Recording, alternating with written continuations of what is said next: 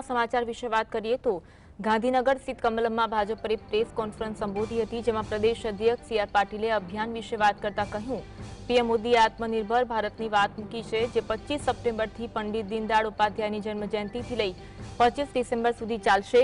દેશની જનતાને જોડવા પ્રયાસ થશે અને લોકો સ્વદેશી વસ્તુઓ ખરીદે તેવો આગ્રહ છે તેમ તેમણે કહ્યું. વોકલ ફોર લોકલથી ખાલી ખરીદી વધી અને યુપીએ સમયે 15 લાખ કરોડના મોબાઈલ ઇમ્પોર્ટ આજે 2 લાખ કરોડના એક્સપોર્ટ બન્યા છે. રેલવે પ્રવાસ સુખદ બન્યો છે અને આવતીકાલે સુરતથી પ્રથમ અમૃત ટ્રેન શરૂ થશે. ગુજરાતના મંત્રીમંડળના વિસ્તરણના સવાલ વચ્ચે મુખ્યમંત્રી ભૂપેન્દ્ર પટેલે માત્ર સ્માઇલ આપીને વાતને ટાળી દીધી, જ્યારે કેન્દ્રીય મંત્રી અને ગુજરાત ભાજપ પ્રદેશ અધ્યક્ષ સી.આર. પાટીલે સ્પષ્ટ આશ્વાસન આપ્યું કે થશે તો કહીશું, તમને પૂછ્યા વિના નહીં કરીએ. સીએમ ભૂપેન્દ્ર પટેલ અને સી.આર. પાટીલે પ્રેસ કોન્ફરન્સ સંબોધી હતી. દીવડા લઈને સ્વદેશી આપણે અપનાવ્યું છે એવો સંતોષ માનતા નહીં, પરંતુ તમારા ઘરની જો તમે લિસ્ટ બનાવશો કે તમે કેટલી વસ્તુ તમે સ્વદેશી વાપરો છો અથવા તો વિદેશી વાપરો છો, એ બંનેનું તમે લિસ્ટ બનાવશો તો તમને ખ્યાલ આવશે કે ધીમે ધીમે આપણા ઘરની અંદર પણ ઘણી બધી વસ્તુઓ વિદેશી આવી ગઈ છે, જેનો વિકલ્પ આપણા દેશની અંદર ખૂબ સારો વિકલ્પ છે, સસ્તો પણ છે, ક્વોલિટી પણ સારી છે, તો એને અપનાવવા માટેનો પ્રયત્ન કરવો જોઈએ.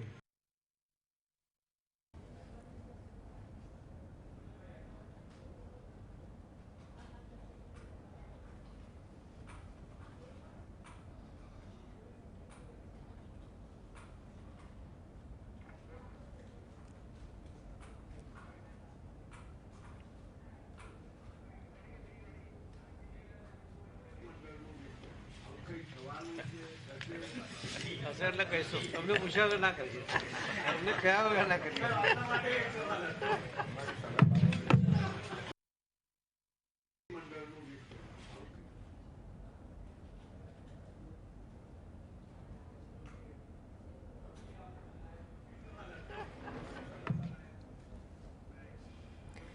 તો જે રીતની સ્માઇલ હતી મુખ્યપ્રધાનની અને સાથે સી.આર. પાટીલે જે ઉત્તર આપ્યો તે ઘણું બધું કહી જાય છે. આજે અંગે વાત કરીશું. સહયોગી અનિલ અમારી સાથે જોડાયા છે. અને ગુજરાતના મંત્રીમંડળ વિશે સવાલ કરવામાં આવ્યો આ પ્રેસ કોન્ફરન્સમાં, ત્યારે મુખ્યમંત્રી ભૂપેન્દ્ર પટેલે માત્ર સ્માઇલ આપીને વાતને ટાળી, જ્યારે કેન્દ્રીય મંત્રી સી.આર. પાટીલે એવું કીધું અને સ્પષ્ટ આશ્વાસન પણ આપ્યું કે તમને પૂછ્યા વિના નહીં કરીએ.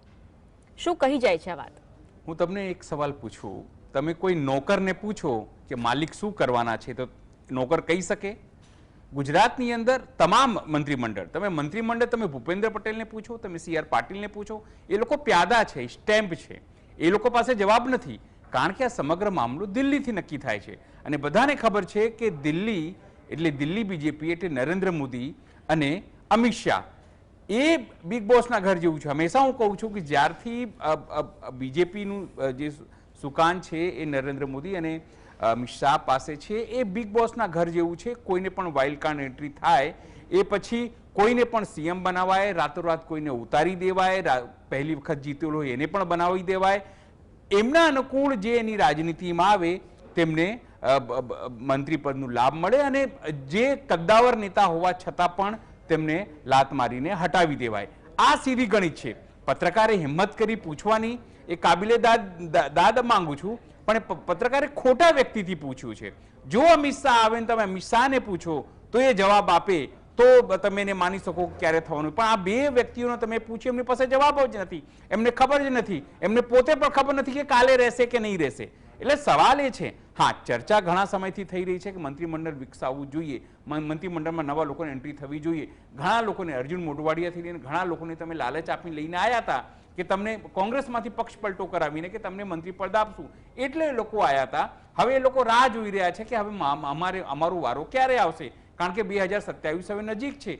જો એ લોકોને ચાન્સ નહીં મળે, તક નહીં મળે, તો એ લોકોને એવું થશે ને જે લોકો પક્ષ પલટો કરીને બીજેપીમાં આવે છે એ લોકોને હંમેશાથી એવું લાગશે કે અમારાથી ભૂલ થઈ કે અમે બીજેપીમાં આવ્યા, એના કરતાં સત્તા અને વિપક્ષમાં રહ્યા હોત તો કામ તો થયા હોત, અથવા તો કામ ન બી થયા હોત તો વર્ચસ્વ પ્રજામાં રહ્યો હોત. આનાથી હાર્દિક પટેલથી અનેક એવા નેતાઓ જે થનગની રહ્યા છે કે નવી જે મંત્રીમંડળનું એક્સટેન્શન થશે તો તેની અંદર તેમને ચાન્સ મળશે.